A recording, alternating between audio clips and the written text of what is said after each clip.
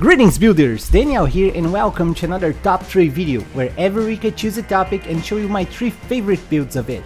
Today's theme is for those who like a little heat. I'm talking about the fire builds, and if you wanna try any of those you can find links for POBs and complete guides in the video description.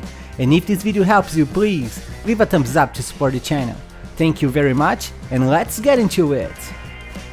Let's start with a build that it's fire itself. The Righteous Fire Chieftain with the Marauder class.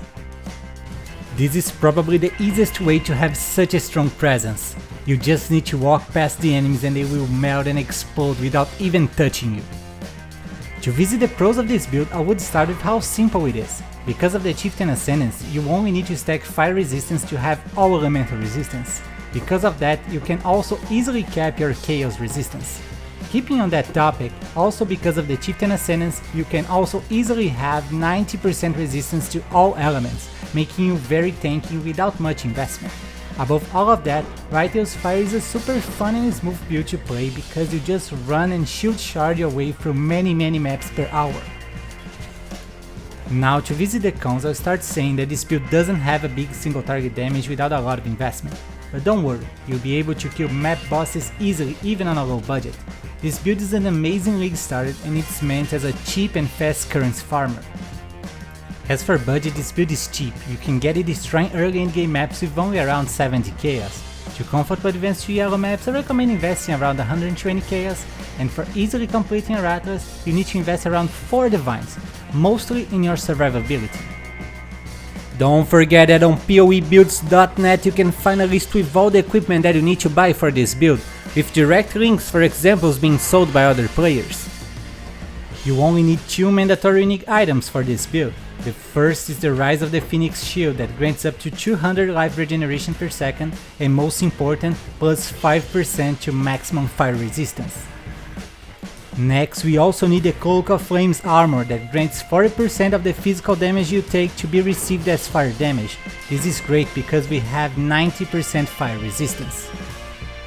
For clear speed, I'll give it 10 out of 10. You just need to run through the maps and enemies will die just because of your presence. It's super smooth and one of the best clear speed experiences you're going to have on PoE. The boss damage on the other hand is not great. I'll give it only 7 out of 10 because you need a lot of currency to scale single target damage, but as I mentioned before, this is meant as a map farmer and you can kill map bosses easily on a low budget. For the survivability, I'll give it 9 out of 10. Thanks to the Chieftain Ascendance you can get 90% of all elemental resistance and even easily get maximum chaos resistance, all of that combined with over 2000 life regeneration. I only took 1 point out because it needs more investment to be able to face tank physical bosses. Next we have the explosive Detonate Dead Necromancer with the Witch class. This build uses the Transfigure gem Detonate Dead of Chain Reaction to explode many corpses with only 1 click, and clear huge amounts of enemies quickly without sacrificing single target damage. To visit the pros of this build, I would start with its survivability. Once you have a little more currency, you can make this character almost immortal with just a few unique items. It's absolutely amazing. This is also very simple and cheap to put together. It doesn't need any mandatory unique item, and above all, it also comes with great clear speed and boss damage. Now to visit the cons, the first thing that comes to mind is that you need to keep casting Desecrate before using Detonate Dead. And some players just don't like this kind of playstyle where you need to use 2 different skills all the time. Another issue is that in order to have an optimized damage, you need to farm 5 specific specters, but don't worry, on my complete guide I'll teach you exactly where to find them. As for budget, this build is super cheap. You can get it destroying early endgame maps with only around 55 chaos. To comfortable advance to yellow maps, I recommend investing around 120 chaos, and for easily completing your Atlas, I recommend investing around 4 divines, but you can totally do it with less. For clear speed, I'll give this build 9 out of 10. With only 1 click, your Detonate Dead will start a chain reaction of explosions that will clear the whole screen of enemies. I just took 1 point out because we always have to start casting Desecrate first. The boss damage is very good and deserves 8 out of 10. With media investment, you're going to kill guardians in a matter of seconds. It's just awesome to watch all those explosions on their feet. For the survivability, I'll give it 10 out of 10. If you invest a little bit more currency buying a 4th Val armor and glorious Venom duo, you end up with almost half a million effective HP, which is nearly unkillable. Finally, we have the Spin to Win Fire Cyclone Berserker with the Marauder class.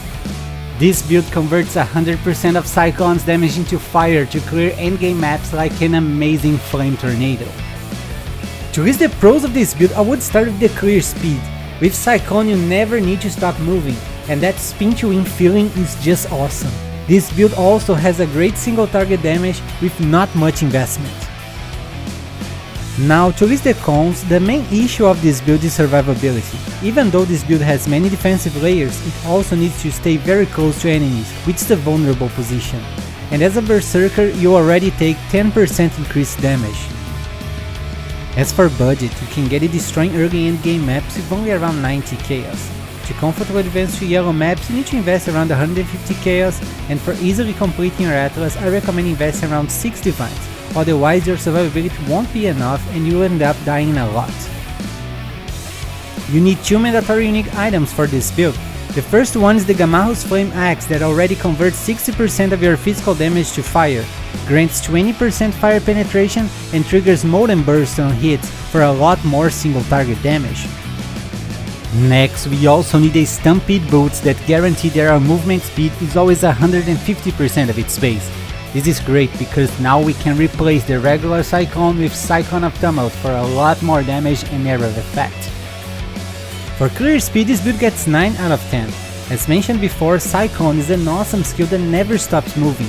You just need to slide through the maps killing everything that gets near. The boss damage is amazing, deserves 10 out of 10. Now with Cyclone of Tumult we have a lot more attack speed to trigger Molten Burst many times and destroy even the biggest bosses in just a few seconds. The survivability on the other hand gets 7 out of 10. Even though this build has a great life pool, permanent fortify, high armor, high evasion and spell suppression, it's always in a vulnerable position, very close to enemies. That might be a little frustrating if you try high tier maps without investing in your survivability. And that's it for today guys, what did you think about those fire builds? Please don't forget to tell me your thoughts in the comments and leave a thumbs up to support the channel. I wish you guys an amazing day and don't forget to keep building!